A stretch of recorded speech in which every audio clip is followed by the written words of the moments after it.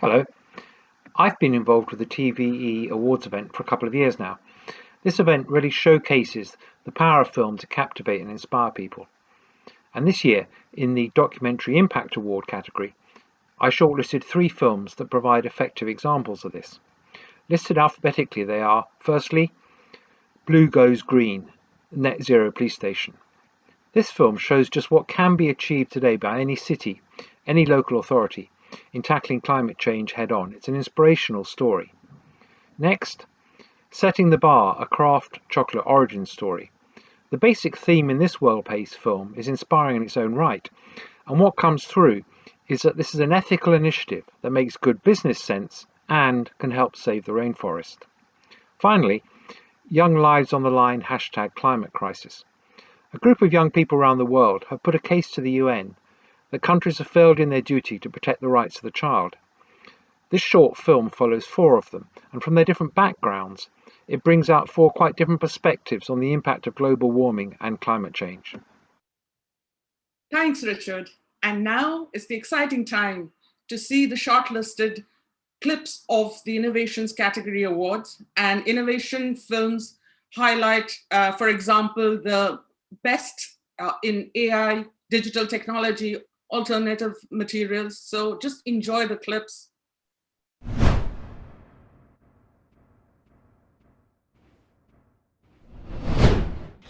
The shortlisted films are Protecting Coral Reefs, BBC Story Works, Landfills as Museums, A Waste Study, Ity Imprints, Turning the Tide, Stramash Film. Audio Jungle.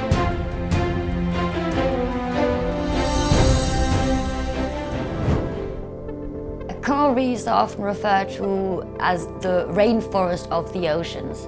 They cover a tiny part of our Earth, less than 1%, but are home to over a quarter of marine life. This represents over 1 million different species. If the corals disappear, then the whole life associated with the corals will disappear as well.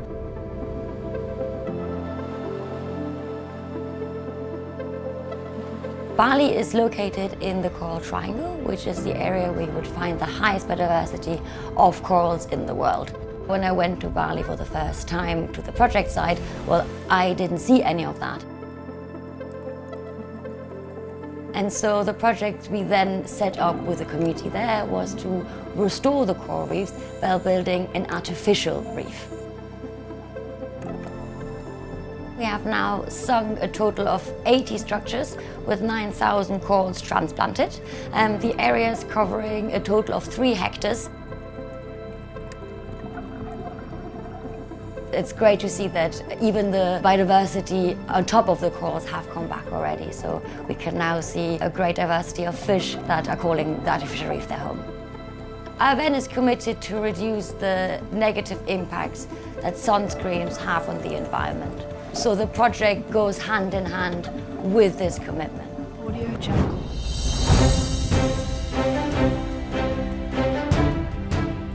That are enrolling in design programs in fashion, before they start imagining new products, they have to be able to imagine life cycle assessments from a point of view that is a lived experience. So someone ate some fries, there's grease and there's ketchup, and so this will never get recycled. They thought of environmentalism at the front end and don't buy this, but I don't think they realized how much environmentalism comes at the end of life through organizations like Waste Management, and how much of a feat of engineering it is.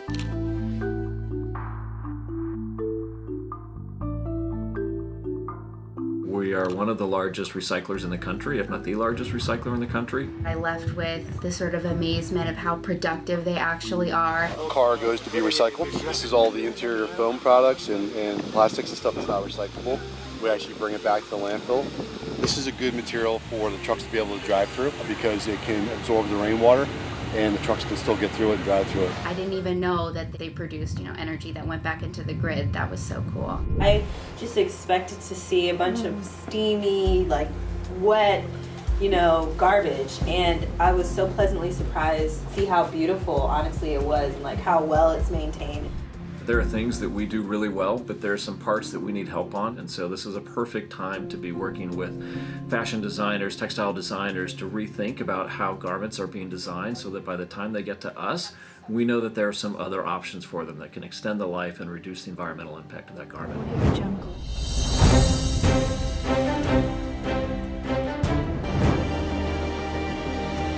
The floating superstructure is the same length as a 747 Jumbo, with 18-metre long legs supporting 100-ton nacelle assemblies. At over 10 metres in length, the O2 will have some of the longest blades ever seen on a tidal turbine, giving it a total swept area of over 600 square metres, or about the same area as 1¼ basketball courts. And from that, at full power, the turbines will be able to generate 2.5 megawatts of power at rotor shaft. Each of the mooring lines for the O2 is strong enough to pick up over 20 double-decker buses. In service, a single O2 will be capable of generating enough clean power to meet the annual demand of over 1,700 UK homes. And we're super excited. We're building the first one right now. It's going to be like nothing this world has ever seen before. To help us, we've called on a supply chain that spans the UK and Europe. And proudly, we've drawn on our engineering heritage from home, right here in Scotland. Scottish steel has been worked into the world's most powerful tidal turbine, on grounds where once Scotland drove at the forefront of the Industrial Revolution. That just seems fitting on every level. From old industries, we can build new ones. New industries for a cleaner future. A future that depends on curing climate change.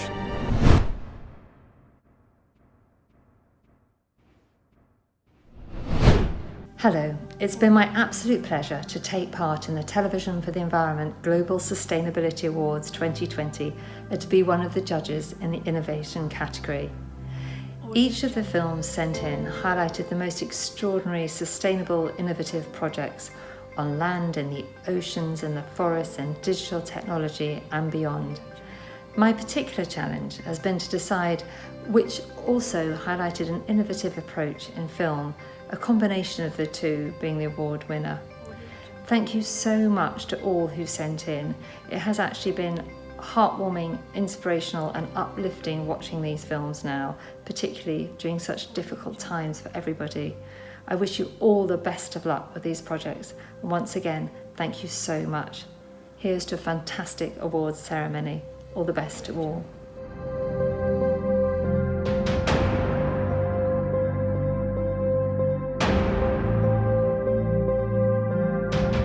Audio Jungle.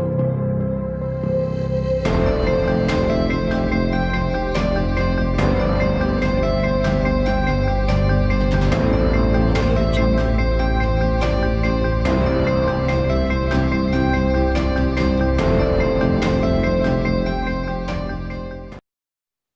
Hope you enjoyed that. Now let's jump straight to the second category of films today, which is health and environment. And it explains the links between environment and human health. So just, oh shit, I'm sorry. So why is this, okay, the storyboard doesn't say youth ambassador.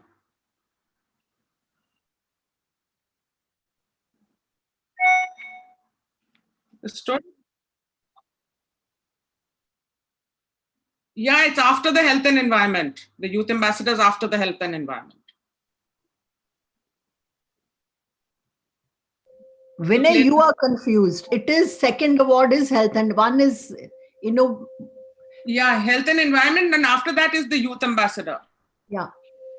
Vinay, correct your.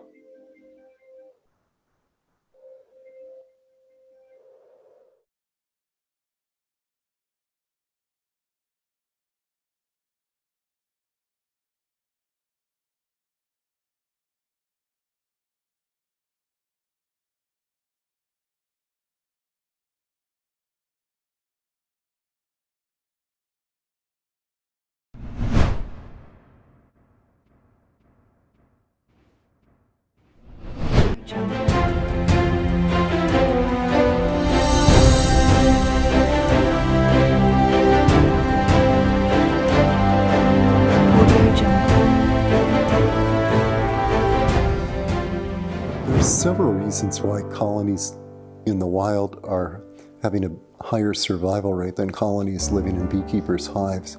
Part of it is better genetics in the wild thanks to the filtering of natural selection. But the other side is lifestyle, and there's a lot about the way bees live in the wild that is healthier for them. The bees are pretty choosy about where they nest. You might be surprised because what they are seeking in their homes are features that are quite different from what we provide them with in hives. They like to live high up in trees. Almost none where the entrance is below about 15 feet up. That's like the minimum. Whereas the beekeeper's colonies are right at ground level, so the beekeeper can work them. Another big difference is the size of the home that the bees live in. A beekeeper's hive is 2 or 3 times larger than what the bees are using as a home site or nest cavity in the wild. The bees also like the entrance small, about 1.5 square inches. There's an immense difference between the spacing of the nests of colonies living in the wild versus in a beekeeper's bee yard. The consequences of that are there's much more mixing of bees, and that means if one colony has a high load of parasites, some of those parasites can be carried by the workers into neighboring colonies. We just don't see that going on in the wild.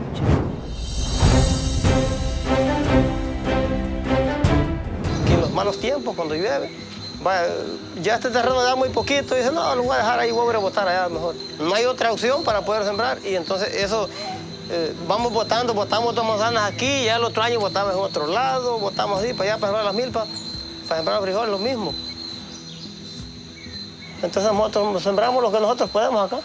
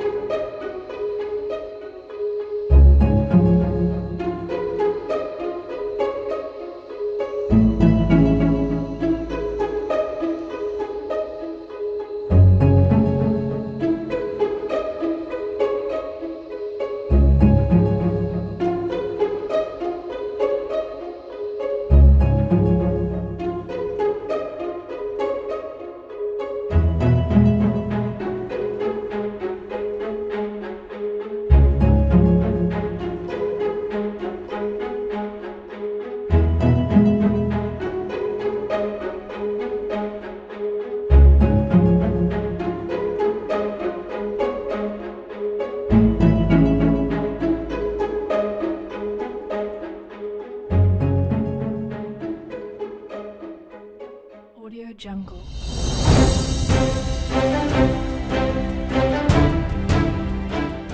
I started to realize that the food industry is a complete disaster.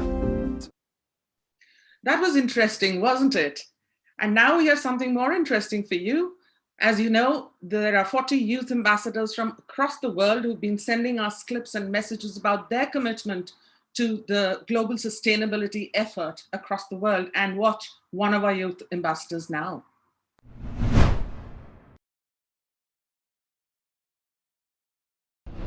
Hi, I'm Julio Matute, and with my brothers Kike and Pablo, we co-founded Sera Chocolates. What we have is a business model that supports the environment and everyone involved in making a chocolate bar.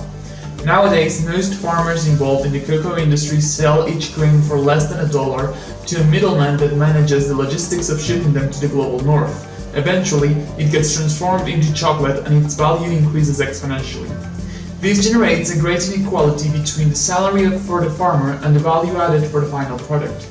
We intend to bridge this gap by producing the chocolate in the same country that the cocoa is farmed.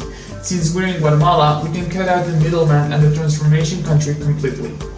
The distance reduction between our chocolate workshop and the farms is negligible when compared to the one managed by a traditional chocolate business model.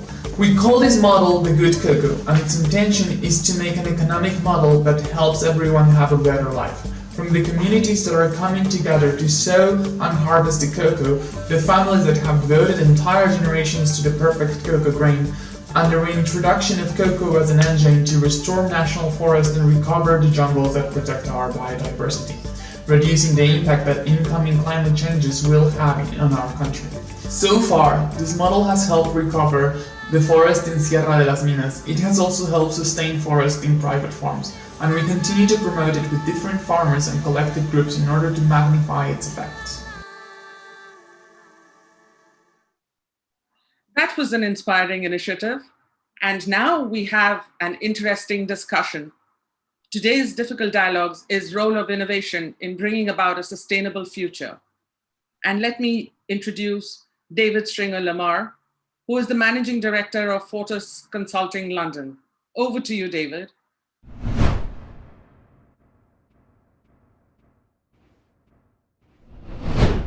Well, hello everyone. I'd like to extend a very warm welcome to all of you to this TVE Difficult Dialogue session, which is part of the 2020 Global Sustainability Film Awards. I'm sure many of you will be aware of the two organisations behind the initiative, but for those that are not, let me just say a few words about each. TVE, Television for the Environment, was founded in 1984 with the mission to use the power of storytelling to drive real-world change for a more sustainable future. TVE works with filmmakers and partners globally to run media projects, making films that promote effective, evidence-based storytelling about environmental issues. And TVE has run the Global Sustainability Film Awards for the past 9 years. For this year, we are very excited about the collaboration with Difficult Dialogues. Difficult Dialogues is an annual 3-day forum based on themes of contemporary relevance. It organises intensive serial discussions that bring together a huge range of diverse stakeholders, including academics, young talents, celebrities, activists, politicians, leaders from the media, business and international organisations. Difficult Dialogues was founded by philanthropist Mrs. Serena Narula in 2016. And as I say, we're delighted that we've been able to build this collaboration. I think there's a natural partnership between TVE and Difficult Dialogues around the Global Sustainability Film Awards. So with that introduction, let's focus on today's theme, which is the need to change management mindsets. Management mindsets, the need to change mindsets, not just simply managers, everybody's mindset. I think for me, the inspiration behind that is that famous quote that is often attributed to Albert Einstein. Thanks for that inspiring discussion. And now it's time to see who the winner of the Innovations Awards is. And for that, I'm going to request Lord St. John of Bledsoe, who's not just a politician, he's a businessman and a solicitor. Over to you, Lord St. John. Well, it's great to be part of this awards ceremony. I'm delighted to present the award for the Innovations category, and without further ado, let me announce the winner. And the winner for the Innovations category is this film. The floating superstructure is the same length as a 747 Jumbo, with 18-metre long legs supporting 100-ton nacelle assemblies.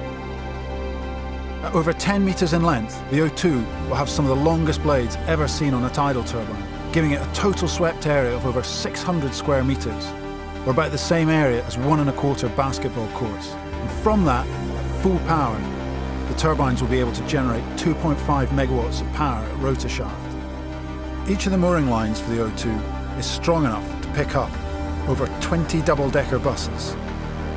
In service, a single O2 will be capable of generating enough clean power to meet the annual demand of over 1,700 UK homes. And we're super excited.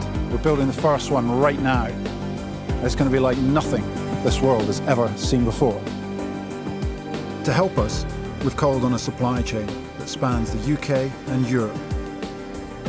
And proudly, we've drawn on our engineering heritage from home, right here in Scotland. Scottish steel has been worked into the world's most powerful tidal turbine on grounds where once Scotland drove at the forefront of the Industrial Revolution. That just seems fitting on every level. From old industries, we can build new ones. New industries for a cleaner future. A future that depends on curing climate change.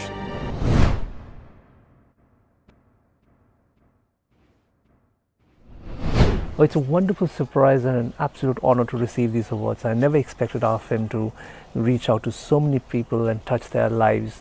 I'm really grateful to the producers who helped me produce the film, and we hope to use this as a momentum for us to make even more films of the similar kind. Thank you again. I can change that. To the MCs. There'll be mighty confusion. Navneeta, if you look at the storyboard. I know, but it's been done that way. I know, I saw the storyboard. Okay. Congratulations, XYZ winner. Now let's tighten our seatbelts and look at who the winner is for the next category of the day, which is health and environment, which is going to be given by Cheryl Uzali, all the way from South Africa, from sunny South Africa. She's a documentary filmmaker and has extensive experience across Africa and the Middle East. Over to you, Cheryl. Well, as you can see, it is summer right here in South Africa, and I'm delighted to be associated with the 2020 GSFA TVE Awards. And I'm here to announce the winner for the Health and Environment category. Without further ado, let me announce the winner. And the winner is this friend. I started dreaming about bees. Dreams came to me, and I had so many dreams about bees. And that was the beginning of my life with bees.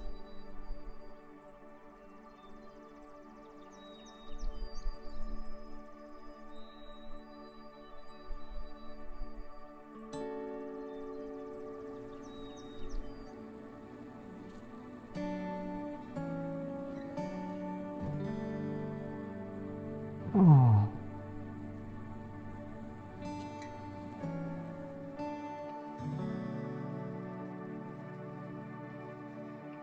The amazing thing is that there is oneness in multitude. We have to look through the multitude to fully see the oneness.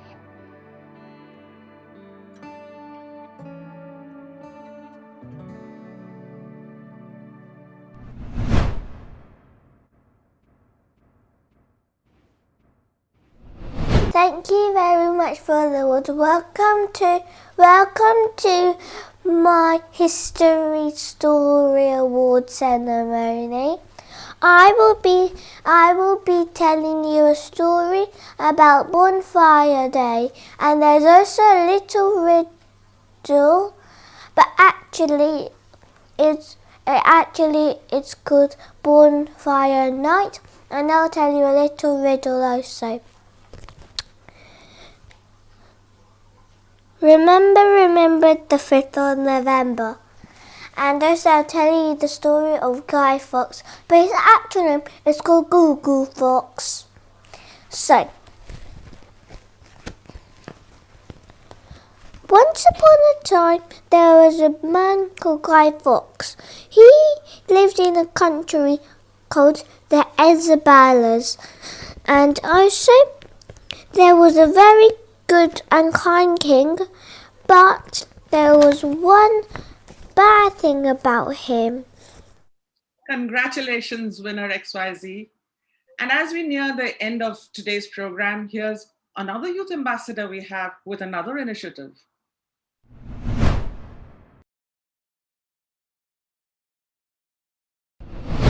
Moving from Guatemala to Europe, the last thing I expected to see was any type of plastic pollution.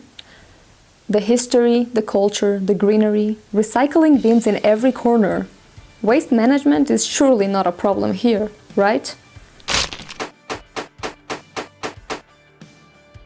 The truth is, plastic pollution is a global problem. You see, plastics are made from fossil fuels, that other thing we have a problem with.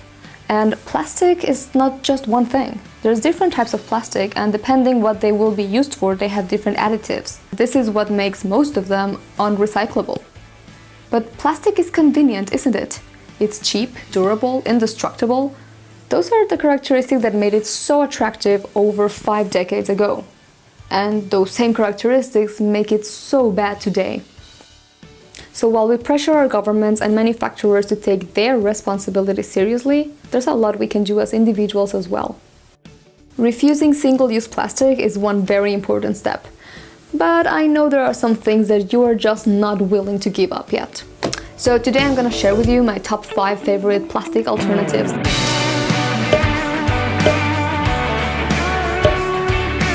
actually make this yourself.